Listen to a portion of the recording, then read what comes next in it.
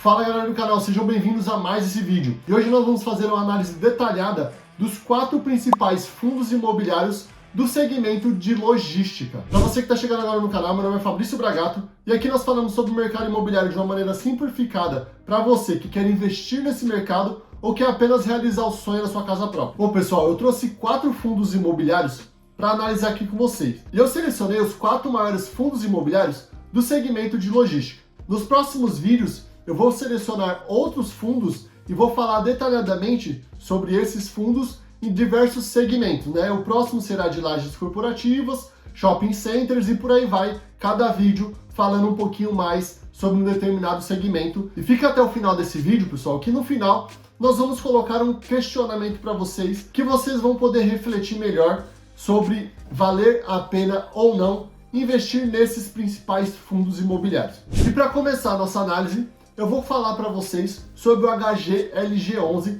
que é o maior em termos de valor de patrimonial entre os fundos imobiliários de logística. E aqui nesse documento que eu estou mostrando para vocês, é o relatório mensal emitido pelo Credit Suisse, que é um dos maiores gestores de fundo imobiliário do Brasil e um dos mais confiáveis também.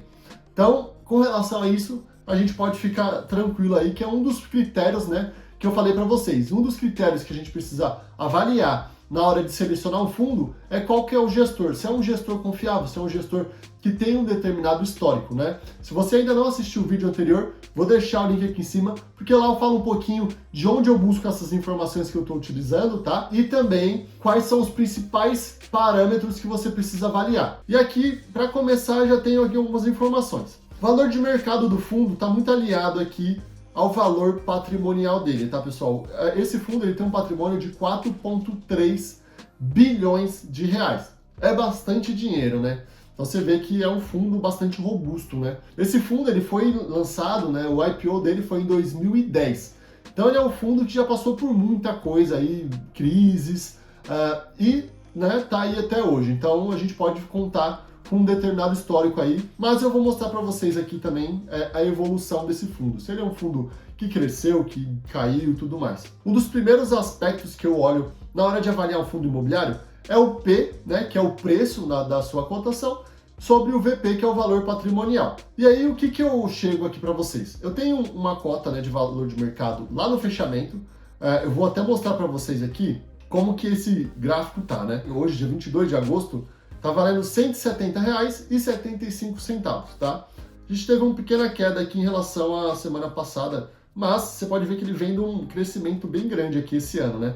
Ó, desde que começou janeiro aqui, ó, teve uma pequena quedinha aqui, normal, né? Oscilação do mercado, e ele arrebentou para cima, tá? Mas daqui a pouquinho eu vou mostrar para vocês o gráfico da evolução desse fundo desde a sua concepção lá em 2010. Então você pode ver que vai ter uma defasagem. Então na hora de você avaliar, né, eu recomendo que você faça a avaliação por dia, mas aqui é mais o intuito de mostrar para vocês como que é feito, tá?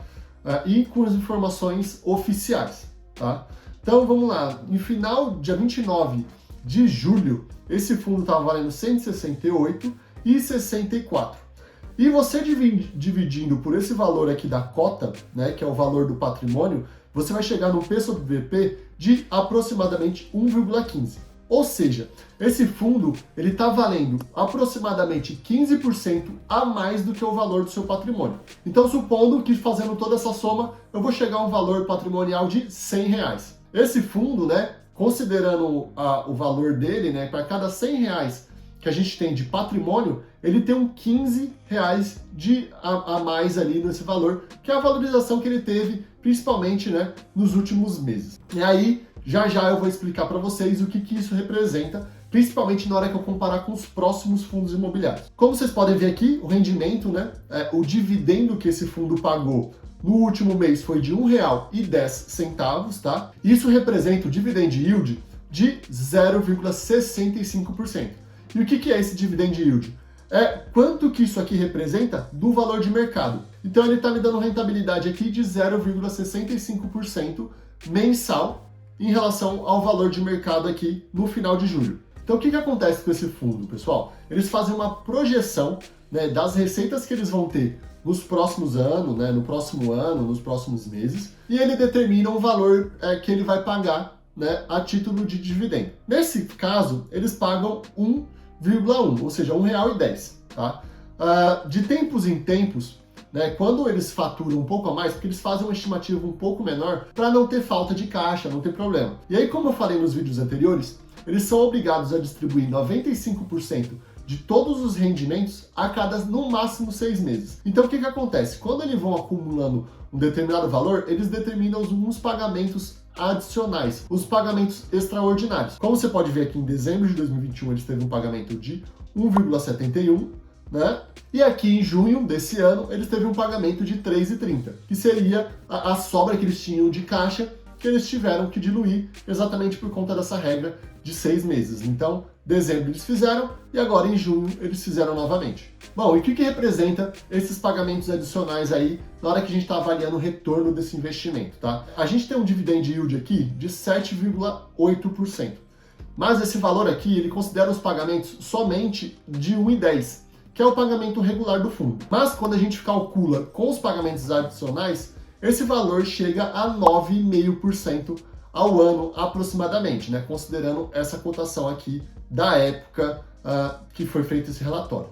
Próximo aspecto que a gente avalia aqui, logo nesse comecinho do relatório, vacância física. Ou seja, quanto dos imóveis desse fundo estão disponíveis ali, né? Eles não estão locados. Então a gente tem uma vacância física aqui de 7,6%, que é um valor bem razoável aí quando a gente considera. A gente vai ter alguns fundos com esse valor zerado, né? Eles estão com 100% de alocação, mas isso aqui pode representar uma oportunidade para a gente. Por quê? Porque significa que se ele locar esses 7,6% que está faltando, o valor da cota do fundo, né, ele pode se valorizar, assim como pode aumentar também o valor dos rendimentos. Mas, como não é certeza, é só uma tendência, né, um feeling que a gente tem quando a gente avalia esse tipo de vacância. Bom, aqui também a gente tem um retorno mensal, né, isso daqui tem a ver com a valorização do fundo, da cota, né, que é aquele valor lá que eu falei para vocês que hoje está em R$170,75, mas a gente vai conseguir ver isso aqui no gráfico, vai ficar muito mais claro pra gente. Então, pessoal, sobre a rentabilidade que eu acabei de comentar com vocês, né, a gente tem aqui no último mês, né, em julho, a gente teve um crescimento no valor do fundo de 4,7%, no ano, né, em 2022, 6%, e nos últimos 12 meses, 13,9%. O que significa? Se eu coloquei R$100 para investir nesse fundo imobiliário, eu ganhei R$13,90 somente com a valorização da cota, sem considerar os rendimentos, né, os dividendos que são pagos mensalmente. Bom, aqui nesse gráfico a gente consegue ver, né, facilmente, aqui desde que iniciou, né, o fundo, lá em 2010, vem aqui por 2011, tal. Aqui embaixo está o ganho de capital do fundo, tá? E aqui na linha azul escuro, aqui em cima, a gente tem o rendimento. Você vê, ó, o quanto que ele subiu, tá? Nessa linha mais vermelhada aqui, roxa, não sei exatamente o que é, a gente tem o rendimento do CDI bruto, tá? E aí o que a gente tá vendo aqui, pessoal? O CDI é uma das principais métricas para a gente avaliar rendimento de renda fixa. E aí o que a gente pode observar, né? Quando a gente vê o acumulado no longo prazo, tá? Por mais que a gente tenha hoje um CDI com valor bastante elevado, você pode ver que ele tem uma acentuação aqui no rendimento do CDI, né, desde do ano passado, né, quando a gente começou a aumentar a Selic, até agora, né, no meio desse ano, mas ainda assim a gente tem um rendimento, né, do fundo imobiliário, desse fundo imobiliário especificamente, muito superior. E aqui, ó, você consegue até comparar, né, o do fundo, né, desde 2010 e o CDI desde 2010. Então você tem uma diferença bem representativa aqui, tá? E aqui nessa linha verde, pessoal, a gente tem um rendimento do IFIX, né? E você pode comparar, né, que você vai ver que o rendimento do HGLG11, né, desde de 2015 ali mais ou menos, ele está sendo muito superior ao rendimento do IFIX, tá? E para quem não assistiu nos vídeos anteriores, o IFIX é o índice que replica o desempenho de um conjunto de fundos imobiliários. Então ele tem, né, assim como o índice Bovespa, ele tem uma série de fundos imobiliários que compõem e ele replica tanto o ganho de capital quanto os rendimentos, né? Então, tanto o próprio crescimento do valor do fundo, quanto os rendimentos, né, pagos lá com os dividendos. Então é isso que ele replica, tá, pessoal? Próximo aspecto, liquidez, né? Eu tô seguindo aqui meio que a ordem do próprio relatório, tá? Mas você vai ver que dependendo do relatório, na hora que você estiver analisando, dependendo da administradora, da gestora, ele vai mudar um pouco, mas as informações vão estar lá, basta você começar a buscá-las de maneira eficiente.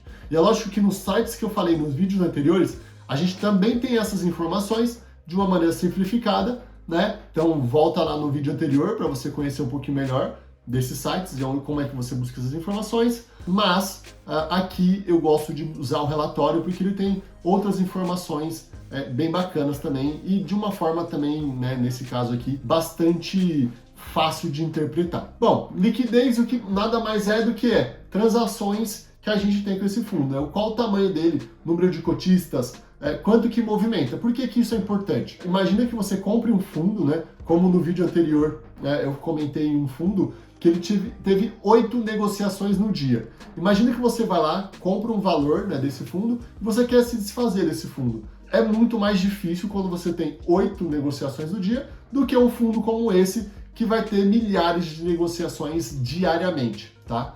Então, aqui a gente consegue avaliar exatamente isso.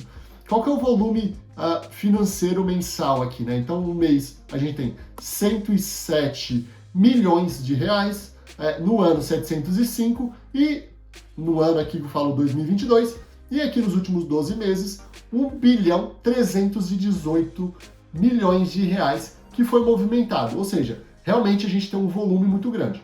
E é claro, pessoal, se você for comparar isso com grandes empresas da Bolsa, né, de ações, por exemplo, uma Petrobras, você vai ter uma infinidade, né, vai ser muitos bilhões a mais do que esse daqui. Mas nós estamos avaliando fundos imobiliários, vamos fazendo uma comparação com fundos imobiliários. Então, para fundo imobiliário, isso aqui é uma ótima liquidez. E aí, pessoal, outro ponto também que é bem interessante de a gente avaliar, que as cotas elas não variaram dentro do mesmo público. Se você ver aqui, ó, no ano passado, 2021, a gente tinha 294 mil cotistas, hoje nós temos 322, né? Hoje eu digo em julho, né, quando o relatório foi fechado. Então você mostra um crescimento aqui de pessoas que estão investindo nesse fundo imobiliário.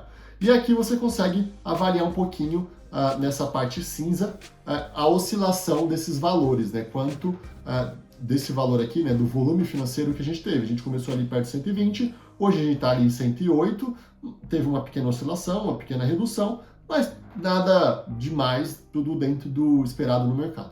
E aí, pessoal, lembra que eu comentei com vocês no vídeo anterior sobre fundos de tijolo, fundos de papel e tudo mais? Aqui você vai conseguir ver a alocação do patrimônio.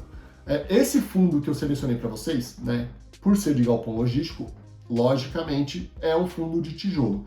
Mas isso não impede que ele tenha ativos, né, outras fontes de receita dentro do fundo, para que eles tenham um pouco mais de liquidez. Eles usam isso aqui para não ter que distribuir de 100%, e se eles precisarem, né, de algum recurso adicional, eles terem da onde tirar isso daqui, tá? Então aqui você vai ter que a maior parte do patrimônio líquido desse fundo, ele vem de imóveis físicos mesmo, que é, né, por isso que ele é de tijolo.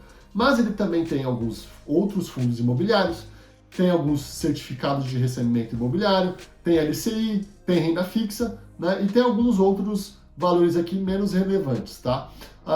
Então isso mostra, né, que eles utilizam esses valores aqui para ter a liquidez. Vamos supor que eles precisam fazer uma reforma, uma obra, né, num determinado galpão.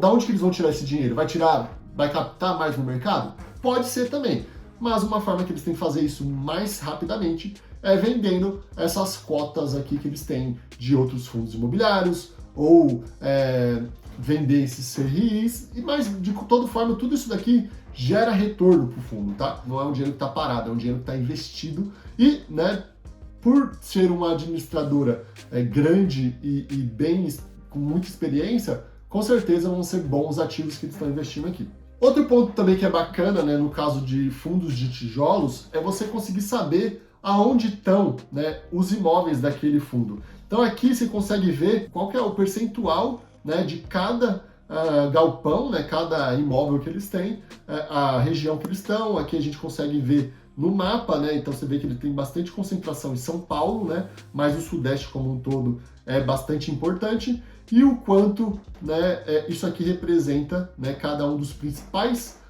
galpões representam do total, né, do patrimônio. Então você pode ver que eles têm uma distribuição bacana, né, eles não estão concentrados demais, que é aquilo que eu comentei nos vídeos anteriores sobre diversificação, que é importante que eles tenham uma diversificação. Então você imagina que ele tem um ativo só que representa 50% do patrimônio, e de repente o inquilino que você tem nesse ativo, ele resolve sair. Isso vai gerar um impacto muito grande nas receitas, no rendimento e, consequentemente, no valor das cotas dos fundos. Então, por isso que é bastante importante você avaliar isso aqui. E aqui, pessoal, no final do relatório, você tem os imóveis, né? Você tem a localização desses imóveis, onde que eles estão, tem fotos dele, né? Em alguns deles você consegue até ver, ó, por exemplo, aqui você tem as lojas Americanas, tem Tetra Pak, né? Para quem não conhece, ela faz aquelas embalagens de leite, várias embalagens de papel, né? De alimentos, são feitos pela Tetra Pak. Aqui tem a Gerdau, né? Que é produtora de aço. Então você consegue ver isso, e isso é muito bacana dos fundos de tijolo. Você consegue ter um pouco mais de segurança, porque você consegue ver, né? No caso de um galpão logístico, por ele estar alocado, você já consegue ver mais ou menos, né, se ele está bem ou não. Mas você pode eventualmente passar na frente. Se for um fundo de shopping, né, que eu vou falar nos próximos vídeos de laje corporativa, você consegue ir no shopping, ver como é que tá o movimento daquele shopping. Você vê que é um shopping, pô, tá as moscas, né? Então, isso é preocupante para aquele fundo. Então, dessa forma aqui, você consegue fazer uma análise profunda daquele investimento, tá? Mas, né, depende de cada um querer ou não se aprofundar nesse nível. No meu caso, eu saber onde eles estão e saber que eles estão locados por grandes empresas, né, como eu mostrei para vocês, já é válido, tá? Bom, como eu falei lá atrás, né, da vacância do imóvel, a gente consegue avaliar aqui nesse gráfico como que ela está se comportando, né? A gente falou de 7,6, que é o que estava lá no cabeçalho, né, no comecinho do relatório, e aqui a gente consegue avaliar, né, o quanto que ela está evoluindo, né, no último ano, aí, no caso. Então você pode ver que ela girou sempre em torno ali de 7, 8%, né? A gente teve até uma baixa aqui em setembro, mas em geral ali está em 8%. Então a vacância que a gente está observando, ela está normal, né? Então, ok. Bom, pessoal, e aí mais um ponto que a gente pode avaliar aqui é o vencimento dos contratos, né? Então a gente pode observar que a maior parte dos contratos desse fundo, eles têm um vencimento posterior a 2026. E o que isso é bom para a gente? Por que isso é legal? Porque a gente tem um percentual do portfólio aqui que já está alocado por longos períodos, né? Mais para o longo prazo. E aqui a gente não observa uma grande tendência de oscilação nos valores, tanto de rendimento quanto no valor da cota, né? Porque, por exemplo, aqui a gente está, né, girando em 11, 12% para 2024, ou seja, para 2 anos, e 2 e 3 anos a partir de agora. Então é um valor que dá um certo conforto, né? E é lógico, né? Tudo isso aqui é negociado, eles vão renovando muito desses contratos, porque você imagina, supondo que isso aqui seja um contrato da Volkswagen, você acha que é tranquilo para a Volkswagen simplesmente pegar toda a planta industrial dela e movimentar para uma outra localidade? Não é muito caro. Então muitas das empresas, elas optam por se manter no lugar. É lógico que às vezes você precisa de uma reforma, mas tudo isso, né, faz parte do contrato, faz parte do processo. Então era isso que eu queria mostrar para vocês do HGLG11, tá, pessoal? Mas para mostrar para vocês como que a gente faz essa análise detalhada, como que a gente avalia, né, quais são os principais aspectos, como que eu faço a leitura daquele relatório que é disponibilizado mensalmente pelos fundos imobiliários, isso é obrigatório, tá? Eles precisam disponibilizar esses relatórios para B3 todo mês, então é uma informação fácil, tá? Mas você consegue também buscar isso de forma mais simplificada, né, muitas vezes, talvez com um pouco menos riqueza de detalhes, nos sites que eu passei para vocês, né? De toda forma, eu vou deixar os links para todo esse material que eu utilizei aqui com vocês nos comentários desse vídeo. Bom, então para a gente analisar os próximos fundos, para a gente não ter que perder tanto tempo analisando aquele detalhamento do relatório, eu já montei essa planilhinha para vocês, tá? Aqui a gente vai ter as principais informações relevantes para a gente poder comparar esses fundos e avaliar, tá? Primeira questão, aqui a gente tem o PL, né, que é o patrimônio líquido. A gente está ali sempre na casa dos bilhões, né, como eu disse, são os maiores fundos imobiliários do segmento que a gente está analisando. Aí entra aqui no P sobre VP, né? Só lembrando que alguns dos valores aqui não vão bater, né, com aquele relatório que a gente está analisando, porque ali a gente estava analisando o fechamento de julho. E aqui eu estou utilizando as informações que eu extraí, né, na semana do dia 15 de agosto. Tá? Então aqui a gente tem um P sobre VP de 1,18, ou seja, a gente tem um ágio ali, né, um valor, né, que está excedendo o valor patrimonial em 18%. Nos outros fundos, né, a gente tem um deságio, que significa que esses fundos estão mais baratos do que o próprio valor patrimonial deles, tá? É um dos critérios que a gente tem que avaliar, né? Porque a gente também, na hora que compra o fundo, a gente tem que avaliar o quanto que ele pode se valorizar, né, num determinado período ali. Normalmente, no longo prazo, a gente tem uma boa valorização dessa cota, tá? Então aqui, né, isso mostra que aqui tem um potencial muito maior de crescimento no valor da cota do que esse fundo aqui, tá? Mas, quando a gente analisa, né, a gente tem ali o dividend yield, né, que em relação ao mês de julho, né, a gente tem aqui na faixa de 0,60%, né? Só lembrando, né, quando a gente olha aqui nos 12 meses, esse número aqui a gente tem um valor bastante superior, principalmente por causa daqueles pagamentos extraordinários que eu falei para vocês lá atrás, tá? Então, outro parâmetro aqui que a gente tem que utilizar, né? Aqui está valendo mais, mas a gente tem um retorno no dividendo um pouco maior, né? Ou seja, a gente não vai ganhar muito no valor da cota, né? Eventualmente, mas a gente está ganhando um pouquinho mais aqui no valor dos dividendos. E aqui, né, a gente tem o contrário, a gente pode ganhar, né, ter um potencial de crescimento um pouco maior aqui, né, no valor da cota, mas a gente tem um dividendo um pouco maior. Só ressaltando, né, que a gente está olhando o dividendo aqui, ó, 1,10, né, um valor está sempre mais ou menos no mesmo ali nos últimos 12 meses. E nesses outros fundos a gente tem um viezinho de aumento, né? Então a gente tem um aumento no valor, né, do dividendo que está sendo pago mensalmente nos últimos 12 meses. Quando a gente fala de liquidez, a gente tem bons números aqui, tanto na parte financeira, né? Aqui só lembrando que aqui é liquidez diária, diferente da liquidez mensal que a gente avaliou no relatório geral. Vacância, né? Aí, ó, o que eu falei para vocês. Aqui, nesses dois fundos, eu tenho 0%, está tudo alugado. Todos os galpões que eles têm estão locados. E aqui a gente tem essa oportunidade, se eu locar esses 8,8%, a gente pode ter um crescimento ainda maior, né? Como eu disse, nenhum é monoativo. Aqui estão as gestoras, né, desses fundos imobiliários, né? E como eu disse, né, a Credit Suisse é uma das mais confiáveis, né, que tem uma melhor reputação. Mas aqui a gente tem outras, né, a XP aqui junto com a Vortex, Oliveira Trust, Bresco, BRL Trust e Vinci. Todas elas são bastante reconhecidas, mas eu recomendo que vocês deem uma olhadinha também, conheçam um pouco mais da reputação, né, para você conhecer um pouquinho rankings. Existem rankings das principais gestoras de fundo e tudo mais, tá? E, né, fundos que passaram lá, o mais antigo é o HGLG11, né, de 2010, e os outros são mais recentes, 2018 e 2019. O que isso representa? Que aqui a gente tem uma maturidade um pouco maior, né?